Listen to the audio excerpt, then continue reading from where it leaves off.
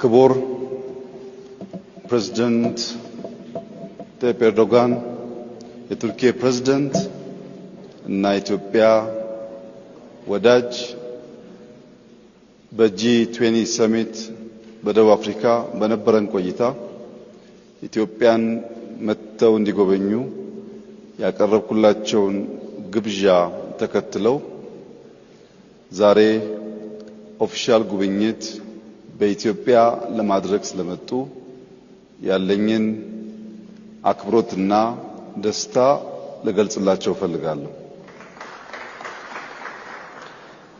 ክቡር ፕሬዝዳንት እንዲሁም ከሳቸው ጋር የመጡ የዴሌጌሽን አባላት ወደዚች ጥንታዊት የሰው ልጅ መገኛ የኮፊ አረቢካ መገኛ በአፍሪካ ብቸኛው በቅኝ ግዛት ያልተገዛች ሀገር ከፍተኛ ክብር እና ኩራት ያላት የማደግ ተስፋ ያላት ከሁሉ በላይ ደግሞ የአፍሪካ የፖለቲካል ካፒታል ወደሆነችው አዲስ አበባ እንኳን በሰላም መጣችሁ። ቆይታችሁ ያማረ የሰመረ እንደሚሆን ተስፋዬ የላቀ ነው። ዛሬ በነበረን የሁለትዮሽ ግንኙነትና ንግግር በአንዳንድ ወሳኝ ጉዳዮች ላይ ከፕሬዝዳንት ጋር ተግባብተናል።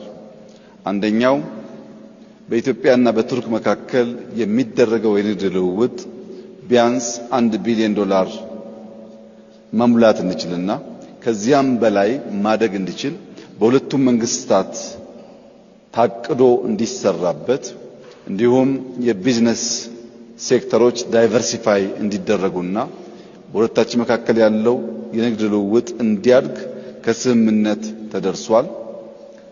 በተለይም የቱርክ ሁነኛ ኩባንያዎች ወደ ኢትዮጵያ በመምጣት ኢንቨስት በማድረግ ለሀገር ውስጥ ገበያ ብቻ ሳይሆን ለአፍሪካ ገበያ ኤክስፖርት ማድረግ እንዲችሉ በትብብር እንድንሰራ ተጨማሪ ኢንቨስተሮች እንድናመጣ ተነጋግረናል።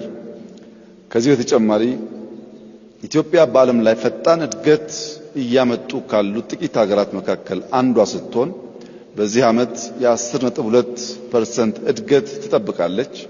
የዚህ እድገት ቀጣይነት መረጋገጥ የሚችለው ከ130 ሚሊዮን ሕዝብ በላይ ያላት ሀገር የሲ አክሰስ ተከልክላ በዓለም ላይ ካለው ልምምድና ትሬንድ ውጪ በጠላቶቻችን ደባ ለረጅም ጊዜ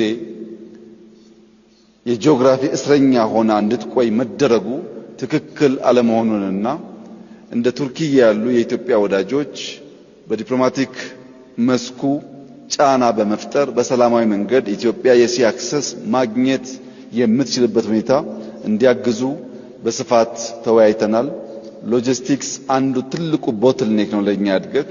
ከዚያ ደግሞ የሲ አክሰስ ቁልፉን ነገር የሚይዝ ሲሆን ፕሬዝዳንት ኤርዶጋን ከዚህ አንፃር የበኩላቸው ሚና እንዲጫወቱ ጠንከር ያለ ውይይት አድርገናል። ለዚህ ምስጋና እናቀርባለን። ከዚህ ውጪ በጸረ ሽብር ትግሉ በጋራ ለመስራት የተስማማን ሲሆን በዚህ ዓመት ቱርኪያ የኮፕ ዝግጅት ታዘጋጃለች። በሚቀጥለው ዓመት ኢትዮጵያ ከቱርኪያ ትረከባለች።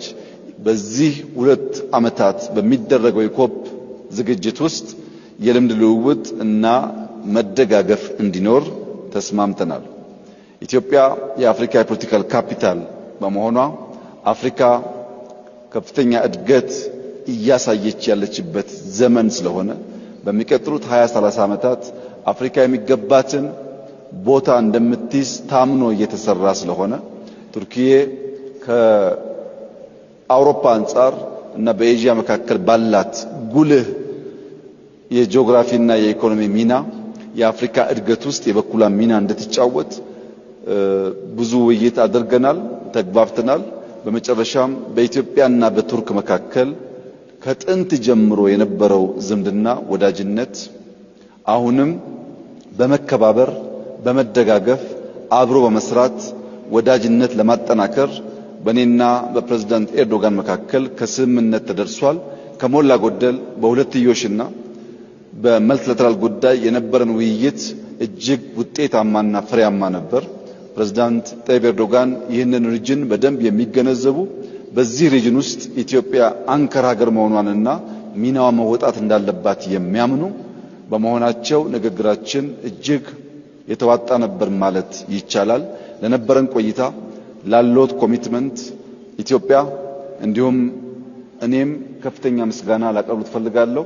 እንኳን በሰላም መጡ። ቆይታው ያማረ የሰመረ እንዲሆን እመኛለሁ። አመሰግናለሁ።